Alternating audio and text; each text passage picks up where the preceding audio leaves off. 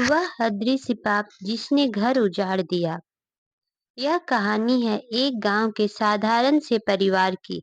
लेकिन साधारण पाप जब बार बार होता है तो वे असाधारण विनाश लाते हैं। यही हुआ श्रीनिवास के परिवार के साथ। श्रीनिवास एक किसान था। उनकी पत्नी गौरी और उनके दो बच्चे थे, राघव और कविता। खेत में खूब फसलें होती थी, घर में धन संपत्ति की कोई कमी नहीं थी। लेकिन धीरे धीरे ऐसा कुछ होने लगा जिसे कोई समझ नहीं सका। फसलें सूखने लगी, मवेशी बीमार पड़ने लगे, घर में लड़ाई झगड़े बढ़ने लगे, पैसे धीरे धीरे खत्म होने लगे। और एक दिन ऐसा आया कि रसोई का चूल्हा तक ठंडा पड़ गया। एक दिन गांव के मंदिर के पुजारी हरिनाथ जी उनके घर आए। उन्होंने दरवाजे पर खड़े होकर पूछा, बेटा श्रीनिवास, क्या मैं अंदर आ सकता हूँ? श्रीनिवास ने दुखी मन से उन्हें बैठाया और कहा, पंडित जी, हमारे घर में सब कुछ खत्म हो गया है। किस्मत रूठ गई है, भगवान भी मौन है। पंडित जी कुछ देर चुप रहे, फिर बोले, श्रीनिवास, किस्मत नहीं, कर्म बदल गए हैं। तुमने जाने अनजाने कोई ऐसे पाप किए हैं जिसने तुम्हारे घर की लक्ष्मी को उठा दिया है। पंडित जी बोले, पहले तुम्हारे घर में हर दिन गाय की सेवा होती थी।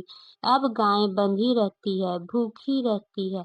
गाय की सेवा छोड़ देना दरिद्रता का पहला कारण है। श्रीनिवास की पत्नी गौरी खाने के बाद जूठा अन्न फेंक देती थी।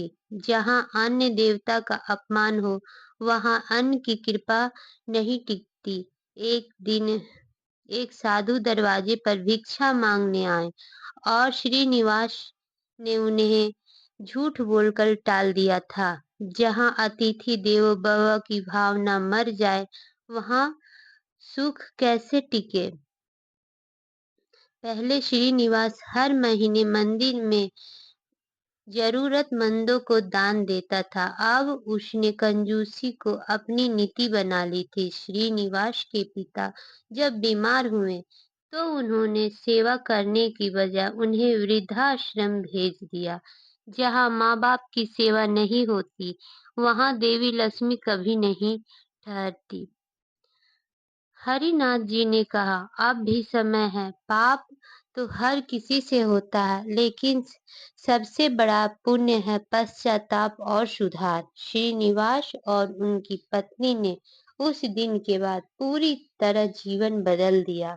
तो सुबह गौशाला में जाकर गाय की सेवा करने लगे। कोई अन्न जाया नहीं जा होने देते।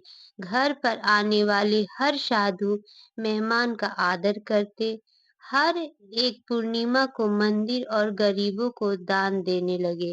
वृद्धाश्रम से अपने पिता को वापस ले आए और चरणों में बैठ सेवा करने लगे। धीरे धीरे खेतों में हरियाली लौट आई।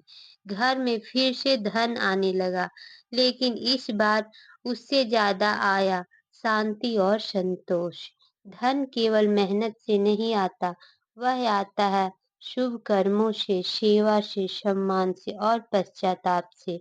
दरिद्रता का सबसे बड़ा कारण है अहंकार और पाप का एहसास न होना। आपको ये कहानी कैसी लगी कमेंट में बताइएगा, और अगर अच्छी लगी हो तो लाइक कर दीजिएगा। और ऐसी कहानी और भी आगे आपको चाहिए तो मेरे चैनल को सब्सक्राइब कर लीजिएगा।